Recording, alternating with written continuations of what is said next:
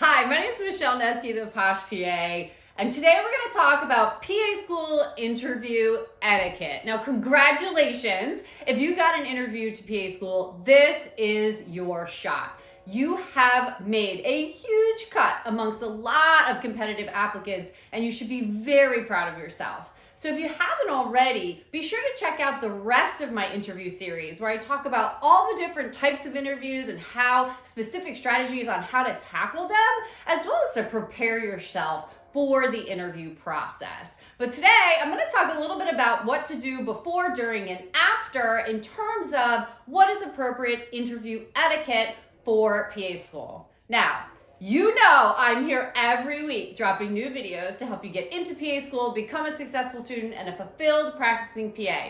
So if you haven't already, smash the subscribe button so you can be sure to follow along.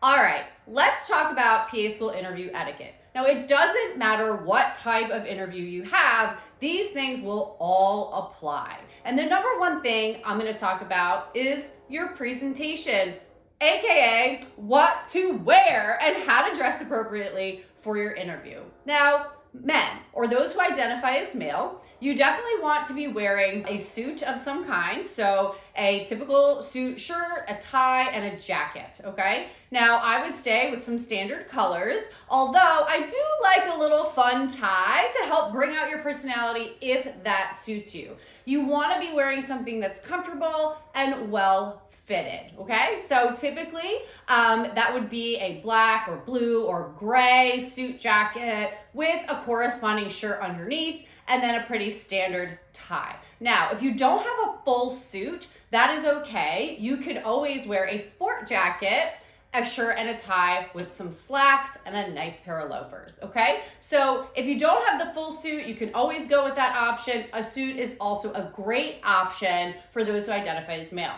Now, if you identify as female or however you identify, you want to be dressed as comfortable as possible, yet look as professional as possible, right? So, I still recommend a suit, okay? So, regardless of gender or orientation, a suit is always a solid option for interviews. And again, I do love a jacket with a nice crisp shirt. And you can either do pants or a skirt. It does not matter, whatever you are comfortable in, all right? Now, I get asked about dresses a lot of times. I think dresses are great. You wanna make sure though that you do have a suit jacket if you have a dress. I feel that adds a nice professional touch on top of it.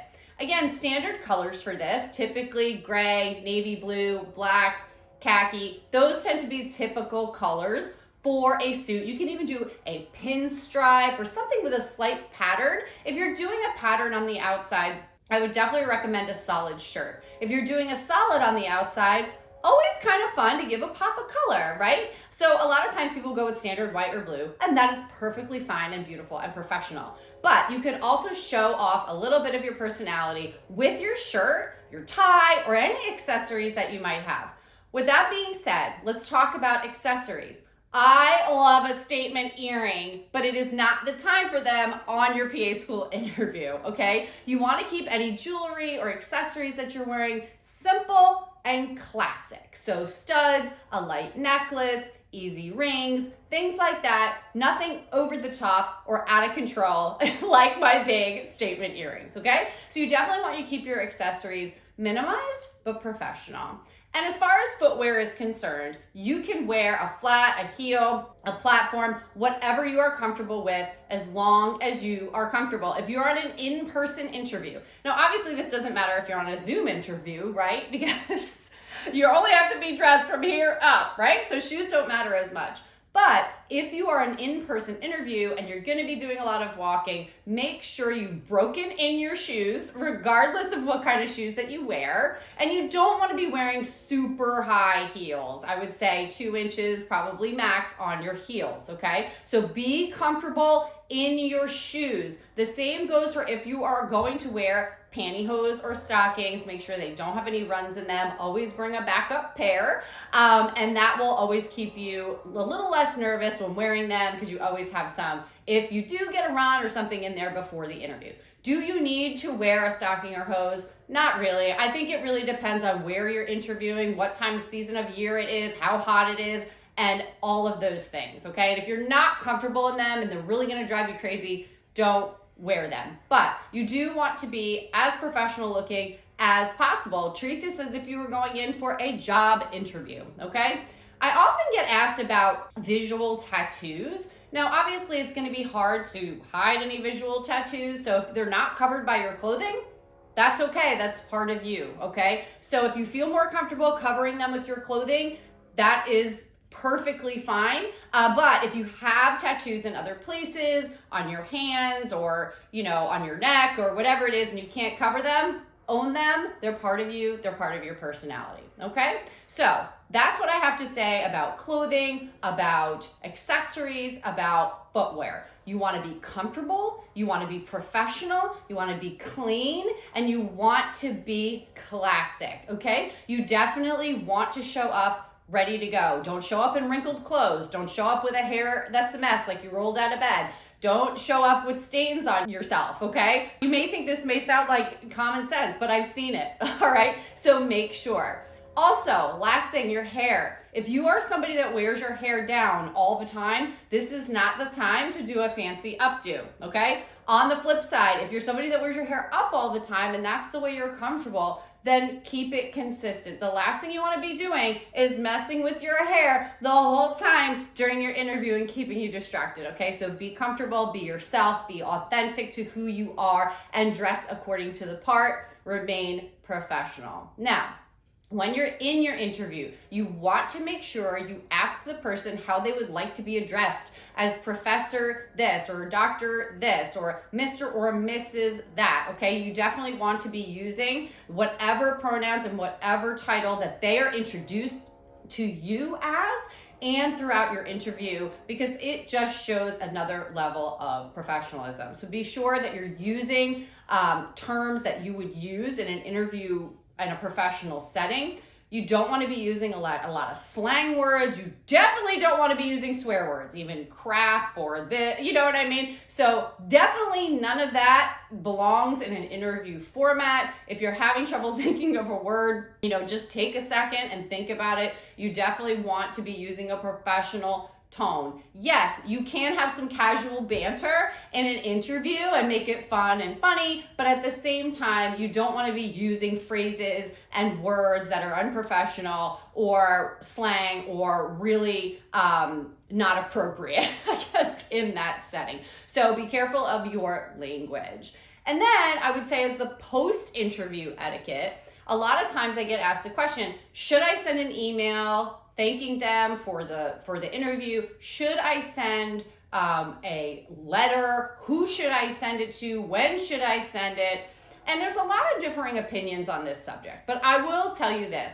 I always believe that it's a good idea to send a thank you letter to the program that interviewed you. And I'm talking a paper letter, okay? There is something about a letter in the mail that just makes me happy. And I do feel that programs enjoy that, okay? Now, if there is no address that you can send a thank you letter to, or you can't find one, when you go on your interview that day, get one from somebody, whether it's a faculty member, whether it's the program itself. Some programs may tell you not to send a letter, to send an email, and that is totally fine as well. I also think it's a good idea if you'd like to, if you don't want to do a letter, or a program tells you not to do a letter, to definitely send a thank you follow-up email to those who interviewed you. So if you have their contact information, you definitely want to send a thank you letter of gratitude for meeting with you and how excited you are to have learned about their program and that you're excited to attend the program in the future. Okay, so this letter does not have to be long. All right, so you just want to say thank you so much for the opportunity. to interview at your program. Here's what I really loved about it. I can't wait to continue on this journey and hear back from you. You know, something like that. It doesn't have to be very complicated, a very simple thank you note. And again, I would do a paper mail to the program situation, but if for some reason you can't or they tell you not to, email is second best. I would always send a thank you email to whoever interviewed you or to the program itself, thanking them for the opportunity. Now, some people will say, when should I send it? Immediately, right away, whatever. I would say within 3 days of your interview. You don't have to send it that minute, that day, okay? But I would definitely send a thank you and an opportunity to connect with them on one additional level and leave them with a little reminder of who you are and your professionalism. All right, so let's review for a second. So first we talked about what to wear, how you should present yourself. I talked about this in another video. You always want to use good body language and posture. Again, as far as what you're wearing, be comfortable, be clean, be professional. No really big heels, no really big accessories. If you want to do pops of color, I tend to do them in ties and shirts that go under a suit jacket. Suits are the best option for PA program interviews. If you wanted to wear a dress, I would always put a jacket or a blazer on top of it as well. Not only because it looks professional, but it's usually freezing in these PA school interviews, so wear a jacket, okay? You wanna make sure they are ironed, they are not stained, they are not dirty, they fit you appropriately, all right? As far as hair, be comfortable, however you normally wear your hair. This is not the time to be having a whole new hairstyle, right? You don't want to be messing with it. You don't want to be anything that is distracting. Language and etiquette during the interview. Make sure you're addressing the person interviewing you with the pronouns and with the titles that they prefer. If they don't tell you them up front, I would always ask, okay? You want to keep using that. Do not use any curse words. Do not use any slang. You want to be casual, but you also want to be professional language, all right? If you're having trouble finding a word, take a second and regroup yourself. And then lastly, post-interview, definitely send a thank you. Within 3 days of your interview, you should send a thank you, whether that's by mail or by email, to your interviewers. So that really leaves a nice message to the program and speaks to the character of who you are, and I always recommend that you do that. All right, like I said earlier in this video, this is just about etiquette, how to set yourself up for success when you show up virtually or in person, right? And I will say one additional thing.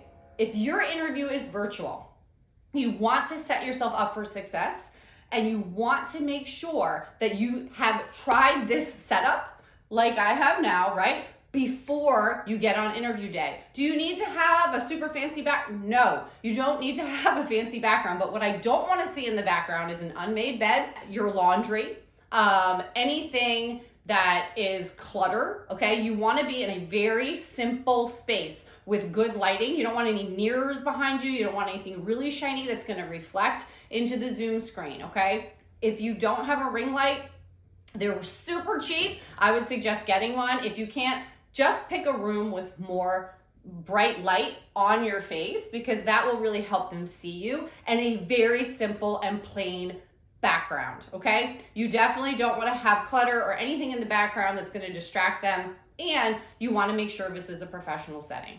Also, have the camera definitely facing you from the chest up, okay? Not too low and not all the way up here. Chest here. This should be your frame, okay, in a virtual interview. You also want to make sure that you are looking at the camera. I know it's a little bit hard when you're talking to somebody on Zoom. Look at the person, look at the camera, make sure you're making eye contact. It's hard to do that, but try to do it as much as you can in the virtual setting, because it will make all the difference. Be sure to do a test run on your virtual setup and make sure that it looks okay and clean and professional and has good lighting. It also depends on the time of the day for your light, so be sure to know that when you're planning out your virtual setting. All right, with all that being said, this is what I can give you about PA school etiquette. Be comfortable, be professional, and be authentic to yourself. Always send a thank you note. For more specific information on how to tackle certain types of interviews, like multiple mini interviews or a traditional interview, check out my other videos on this channel, as well as what not to do during your PA school interview to really set yourself up for success. I'll see you next time.